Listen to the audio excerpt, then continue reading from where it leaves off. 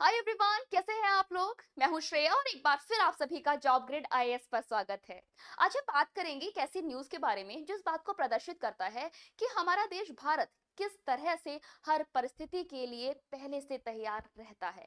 चलिए टॉपिक की शुरुआत करते हैं। सबसे पहले देखेंगे उस न्यूज की तरफ जिसके बारे में आज हम चर्चा करने वाले हैं।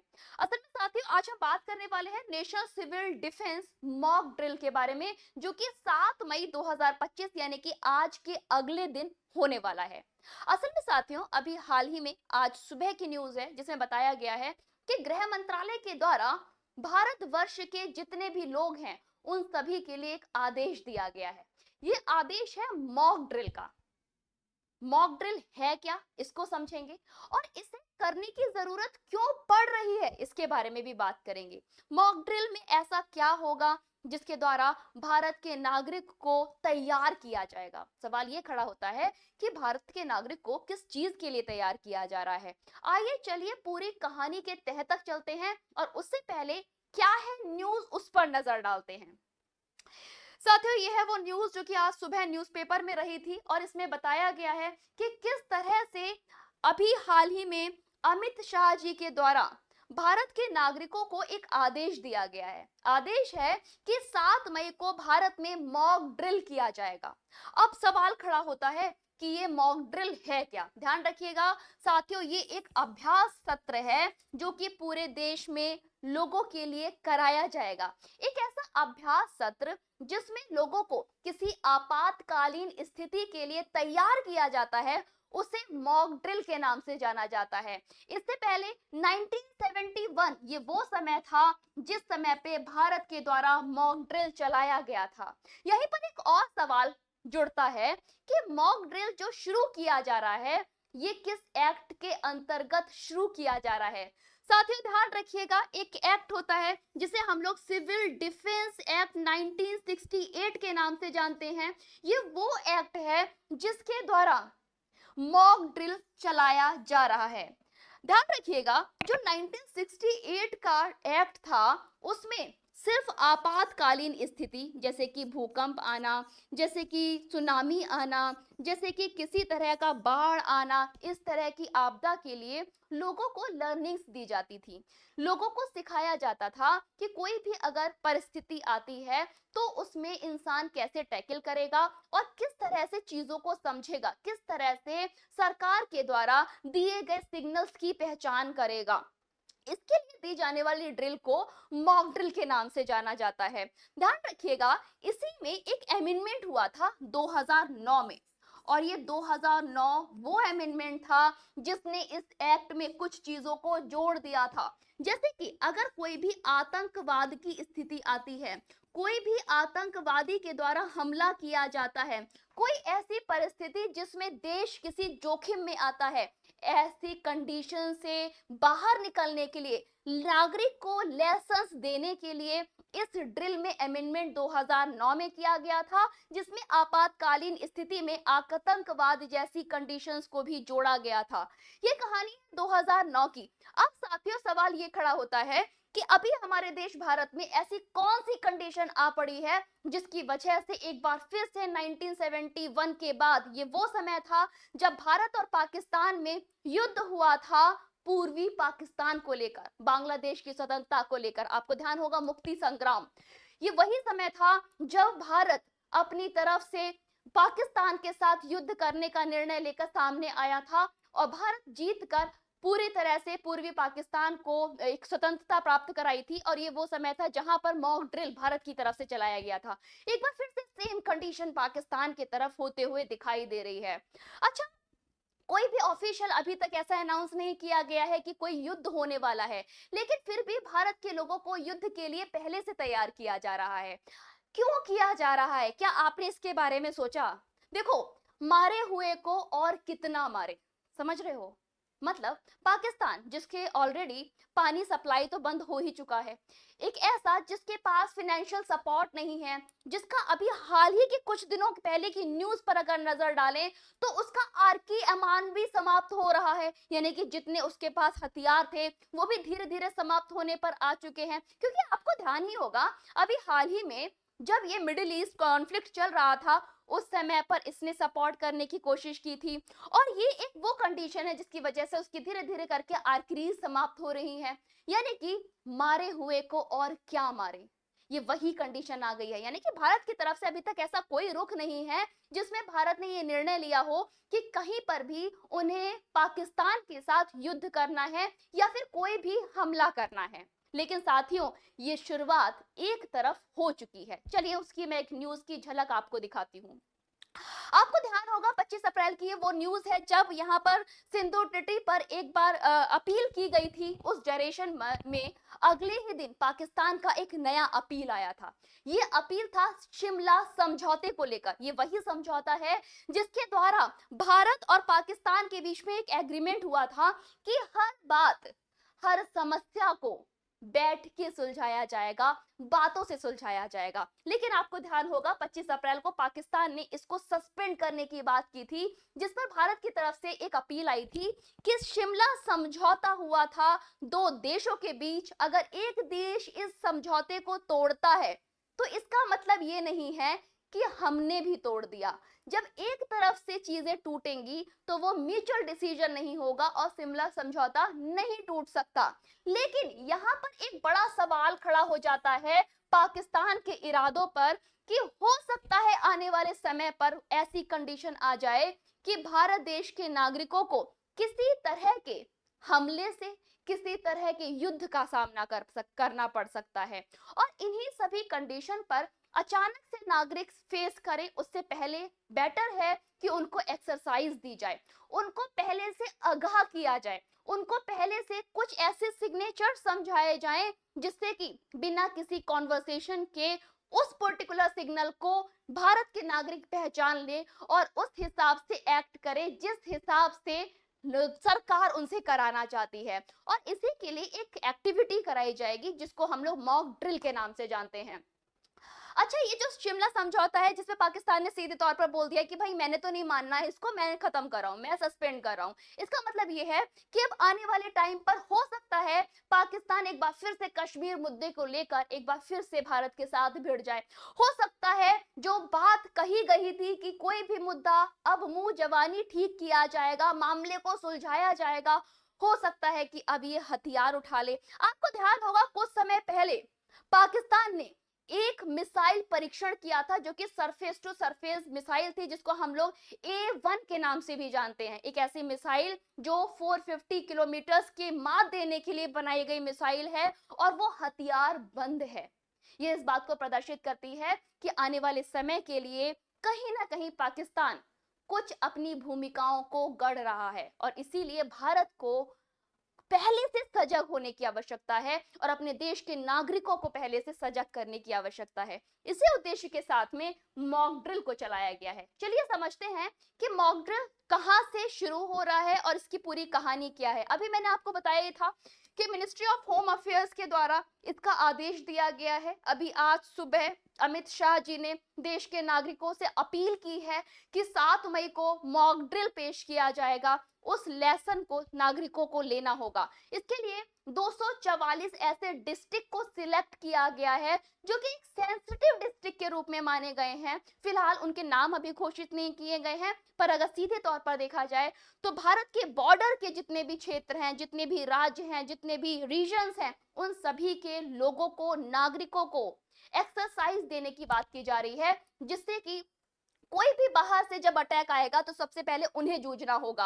और जब हमारी दीवार मजबूत होगी तो अंदर के लोग मजबूत रहेंगे, अंदर के लोगों को बचाया जा सकेगा। इसी वजह से उस 244 डिस्ट्रिक्ट के लोगों को पहले से मॉक ड्रिल के द्वारा एक्सरसाइज दी जाएगी जिससे कि वो हर सिग्नल को पहचान सके। यहाँ पर मैं आपको ये भी बताऊंगी कि इस मॉक ड्रिल में कौन कौन सी वो एक्सरसाइज हैं जो कि दी जाएंगी और वो भारत के नागरिक को सशक्त और आपातकालीन स्थिति में खुद से निर्णय लेने में भी आगे कर पाएंगे। चलिए अब चलते हैं नेक्स्ट पॉइंट की तरफ। It response to involving geopolitical scenarios. जो इस टाइम हमारे भू राजनीतिक चल रही है, कंडीशंस चल रही हैं, उसके उभरने की वजह से टेररिज्म थ्रेट जो कि अभी हाल ही में पहलगाम में कश्मीर में हुआ था, और ये इस बात को प्रदर्शित करता है कि आने वाले समय में जो हमारी कंडीशन है वो और ज्यादा संदिग्ध हो सकती है। और इसी संदिग्ध अवस्था को पहले से हैंडल करने के लिए, लोगों को जागृत करने के लिए इस मॉक ड्रिल को किया जा रहा है।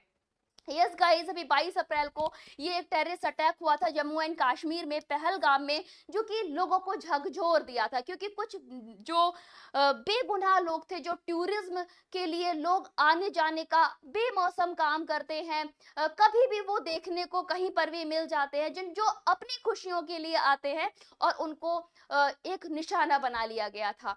वो सिर्फ एक ट्रेलर था, आगे कहानी बड़ी भी हो सकती है। इसी उद्देश्य से भारत के लोगों को पहले से जागृत करना आवश्यक है, और इसीलिए गृह मंत्रालय की तरफ से ये निर्णय लिया गया है।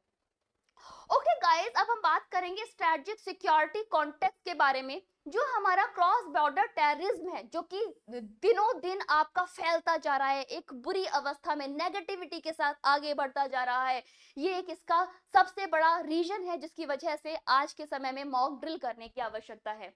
दूसरा है चाइनाज मिलिट्री ऑपरेशन। आपको ध्यान होगा, चाइना आजकल दक्षिण चीन सागर में बहुत बुरी तरह से अपना अधिकार जमाने के लिए 10 तरह से रीजन्स अपना रहा है। सेम कंडीशन इस टाइम इंडो पैसिफिक रीजन में भी चल रही है। इंडो पैसिफिक रीजन में अभी हाल ही में मिलिट्री एक्सरसाइजेस की जा रही थी, है ना, जो इस बात को प्रदर्शित करता है कि आने वाले समय में चाइना एक नई रणनीति के साथ में इंडो पैसिफिक रीजन में उतर सकता है। यानी कि चाहे वो पाकिस्तान के द्वारा किया गया मिसाइल टेस्ट हो, जो कि एक बैलिस्टिक मिसाइल थी, चाहे इंडो पैसिफिक रीजन में चाइना के द्वारा की गई मिलिट्री एक्सरसाइज हो, ये सब इस बात को प्रदर्शित करती है कि हो सकता है जब भारत और पाकिस्तान के बीच में कॉन्फ्लिक्ट होगा या फिर किसी तरह की युद्धावस्था होगी, तो चाइना सपोर्ट सिस्टम बनेगा पाकिस्तान का। और इन्हीं सब चीजों के लिए पहले से मेंटली प्रिपेयर रहना और नागरिकों को प्रिपेयर रखना बहुत जरूरी है।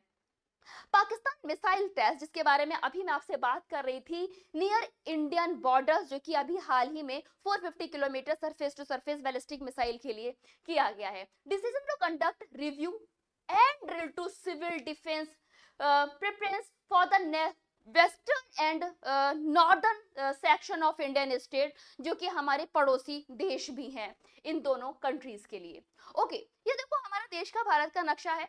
इधर हमारा पड़ोसी पड़ता है पाकिस्तान, इधर चला जाता है चाइना, यानी कि वो एक नाजुक हमारी बेल्ट, जिसे पकड़ना बहुत जरूरी है, जहां के लोगों को, जहां के नागरिकों को आगाह करना बहुत जरूरी है, जहां के नागरिकों को किसी भी आपातकालीन स्थिति के लिए तैयार करना बहुत जरूरी है। और इसीलिए मॉक ड्रिल किया जा रहा है। मॉक ड्रिल एक ऐसा सत्र जिसमें कुछ एक्सरसाइज कराई जाएंगी, कुछ लेसन्स कराए जाएंगे। अभी हम लोग चाइना की बात कर रहे थे, इंडो पैसिफिक रीजन में एक्सरसाइज की बात कर रहे थे। मैंने उदाहरण के लिए आपको दक्षिण चीन सागर की कंडीशन बताई थी। ये वो कंडीशन है जो इस बात को प्रदर्शित करती है कि किस तरह से एक कहना चाहिए हावी रूप में चाइना हर रीजन पर उतरकर सामने आता है। आपको ध्यान होगा 2024 ही वो समय था जब चाइना ने फिलीपींस के फ्लोटिंग बैरियर को लगाया था। आपको ध्यान होगा, ये दक्षिण चीन सागर का वो रीजन है, नाइल लाइन वाला, जहां पर सबसे ज्यादा मत्स्य पालन होता है। और इसी मत्स्य पालन पर अपना कब्जा करने के लिए चाइना के द्वारा फ्लोटिंग बैरियर लगाया गया था, जो कि एक समय पर आकर फिलीपींस ने तोड़ भी दिया था। यानी कि ऐसे नए नए तरीके चाइना हमेशा निकालता रहता है, और कई बार ये इसी वजह से विवादों का मुद्दा भी बना रहता है। अभी हाल ही में देखा जाए तो ये विवादों का मुद्दा और बन गया है, क्योंकि यहाँ पर मेटेलिक नोड्यूल के पाए जाने की संभावनाएं भी देखी जा रही हैं। वहीं पर अगर हम बात करें इंडो पैसिफिक रीजन की, तो इंडो पैसिफिक रीजन भी वही रीजन है जहां पर मेटेलिक नोड्यूल की बात हम लोग कर रहे हैं। यानी कि आने वाले समय में इकोनॉमी में एक बड़े उछाल देने के लिए जो साक्ष्य हैं वो हमारे पास इंडो पैसिफिक रीजन में भी हैं और उधर दक्षिण चीन सागर में भी हैं, और दोनों में जो कॉन्फ्लिक्ट का कारण है वो है China.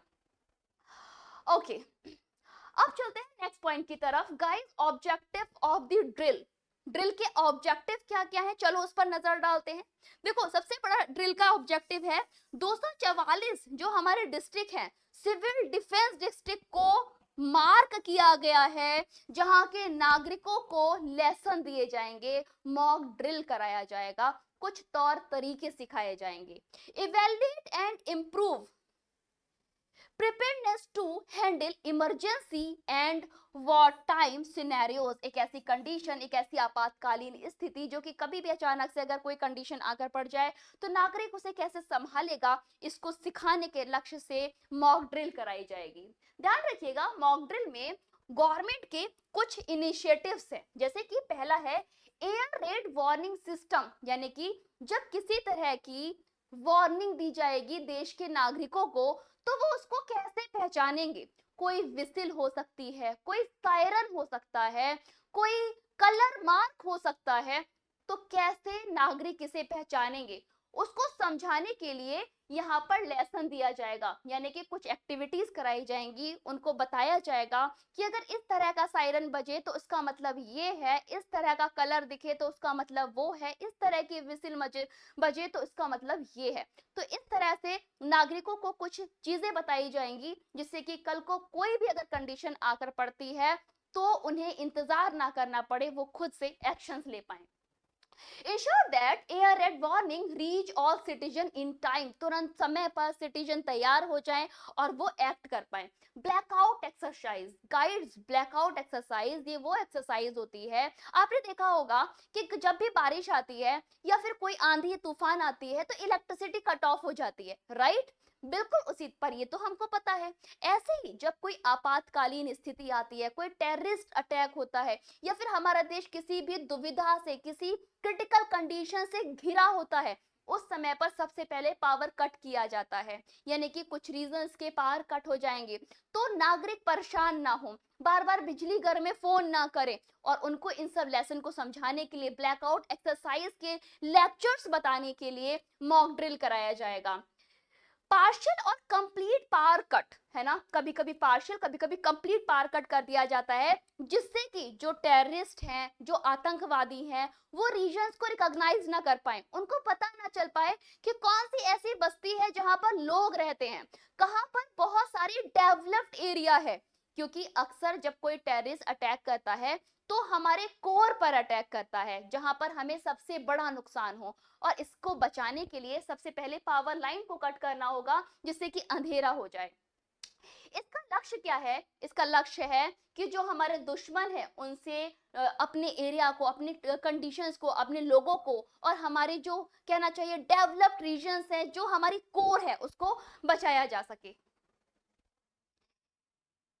Activation rescue drill, rescue drill में क्या है? देखो, सबसे पहली चीज, जो बच्चे हैं, जो कॉलेजेस में बच्चे हैं, स्कूल के बच्चे हैं, ऑफिस कल्चर है या फिर ऑफिस में एम्प्लॉयज हैं, गवर्नमेंट या फिर नॉन गवर्नमेंट रेजिडेंशियल नेबरहुड्स के पीपल हैं, उन सभी को खुद को रेस्क्यू करने के लिए तरीके सिखाए जाएंगे, उनको कुछ एक्सरसाइज बताई जाएंगी, वो खुद को कैसे बचाएंगे।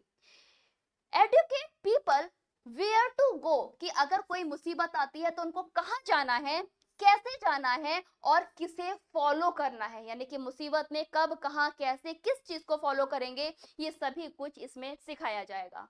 चौथी कंडीशन है protection of critical installation. Critical installation का मतलब आपने देखा होगा कि जब भी कोई भी सिचुएशन आती है, जब कोई अटैक होता है तो हमारे हाई एरिया पर अटैक किया जाता है, जैसे कि किसी बड़ी टेक्नोलॉजी पे, किसी बड़े पावर प्लांट पे, किसी बड़े मंत्रालय पे, तो ऐसी कंडीशन से निकलने के लिए पहले से लोगों को प्रिपेयर किया जाएगा। Protection of critical installation, practice security and consolation of strategic assets. Strategic assets का मतलब जैसे कि आपके पावर प्लांट उड़ा दिया तो पूरी कंट्री में लाइट चली गई, right? Military bases, military base पर अटैक हो गया तो हमारे बहुत सारे मिलिट्री के पीपल मारे जाते हैं, हमारी बहुत सारी सेना घायल हो सकती है।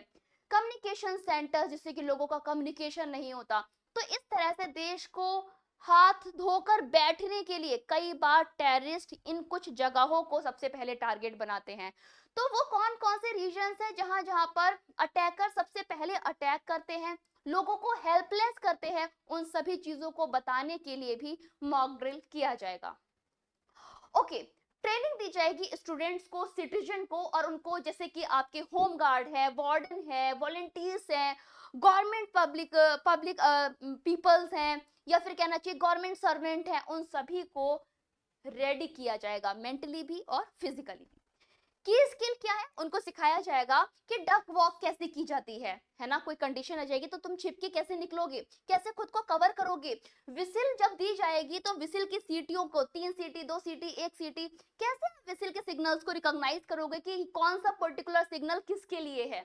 और साथ में इमरजेंसी प्रोटोकॉल में कामली बिहेव करने के लिए भी तैयार किया जाएगा। Initiative expanded beyond the domestic awareness बोल दीजिए या फिर प्रिपेयरनेस बोल दीजिए, यानी कि हम अपने घरेलू लोगों को कैसे सिचुएशन के लिए तैयार करेंगे, उसके लिए हमें कुछ लेसन। अब ये बात सिर्फ घर तक की नहीं रह गई है, ये इंटरनेशनल पर चली गई है। यानी कि जिस तरह से जापान के साथ में हमारी एक पार्टनरशिप है, हमें उससे भी लेसन लेने की जरूरत है। यानी कि align with the strategic operation with the partner like Japan. Japan के साथ में भी एक बड़ा अलाइनमेंट रहता है। आपको पता ही होगा कि हम बहुत सारे युद्धाभ्यास भी करते हैं क्योंकि दोनों की कंडीशन सेम है ना, उसको भी फॉलो करने की जरूरत है। नेक्स्ट है आपका India express concern regarding. India का कंसर्न सबसे बड़ा किस चीज को लेकर है? पहला है पाकिस्तान के न्यूक्लियर प्रोग्राम को लेकर और टेररिज्म को लेकर। दूसरा, जो कोलैबोरेशन है किसके साथ में, cyber security, space, AI, defence manufacturing के लिए, उन सभी को लेकर भारत का एक कंसर्न है। यानी कि अगर हमको पाकिस्तान के न्यूक्लियर प्रोग्राम को फेस करना है या फिर टेररिज्म को फेस करना है तो हमारे इन रीजन को स्ट्रांग होने की बहुत आवश्यकता है। ओके गाइस, अब सवाल ये खड़ा होता है, एट द एंड हम कंक्लूजन पर आते हैं कि ये जितनी चीजें चल रही हैं उसका सीधा असर क्या होगा। ध्यान रखिएगा, मल्टी लेयर डिफरेंट स्ट्रेटजीज को हमें अपनाना होगा जिससे कि आने वाले समय पर कोई भी अगर विषम परिस्थिति बन जाए तो हम पहले से तैयार हों। Multi layer national defence and civil security strategies को अपनाना होगा। इंडिया के कोने कोने तक जो बॉर्डर रीजन है या फिर बॉर्डर वाली स्टेट है उन सभी को अवेयर करना होगा। इंश्योर करना होगा कि नेशन के लोग क्विकली, इफेक्टिवली और ऑर्गेनाइज मैनर में अपील करें, अपने काम को करें या फिर रिस्पॉन्ड करें। ओके गाइस, ये था पूरा टॉपिक। आई होप आपको अच्छा लगा होगा। कल होने वाला है मॉक ड्रिल, देखते हैं कि किस तरह से हमारा देश भारत आने वाली परिस्थिति के लिए पहले से तैयार है। लेकिन उससे पहले मेरे जितने भी साथी मेरे साथ जुड़े हैं, अगर आपने अभी तक जॉब ग्रिड आईएएस की एप्लीकेशन को डाउनलोड नहीं किया है तो प्लीज गाइस कर लीजिए। ये प्ले स्टोर पर फ्री ऑफ कॉस्ट अवेलेबल है। यहाँ पर आपको live classes, recorded classes, mock test, career guidance, notes, e books, free practice content मिल जाता है। इसी के साथ मेरे जितने भी साथी हमारे साथ जुड़े हैं और अगर आपने अभी तक हमारे सोशल मीडिया को फॉलो नहीं किया है प्लीज कर लीजिएगा, जिससे कि रियल टाइम अपडेट आपको मिलती रहे। जैसे कि फेसबुक पर जॉब ग्रेड के नाम से, इंस्टाग्राम पे जॉब डॉट ग्रेड के नाम से, ट्विटर पर जॉब ग्रेड के नाम से, और यहाँ तक कि यूट्यूब पर जॉब ग्रेड और जॉब ग्रेड आईएएस के नाम पर आप हमें सर्च कर सकते हैं। ये वो अकाउंट्स हैं जो कि आपको रियल टाइम अपडेट देने में मदद करेंगे। इसी के साथ साथियों, ये था पूरा लेक्चर। आई होप आपको अच्छा लगा होगा। आपके क्या सवाल जवाब हैं कमेंट बॉक्स में जरूर लिखिएगा, क्योंकि आपके हर कमेंट का जवाब देने मैं खुद आऊंगी।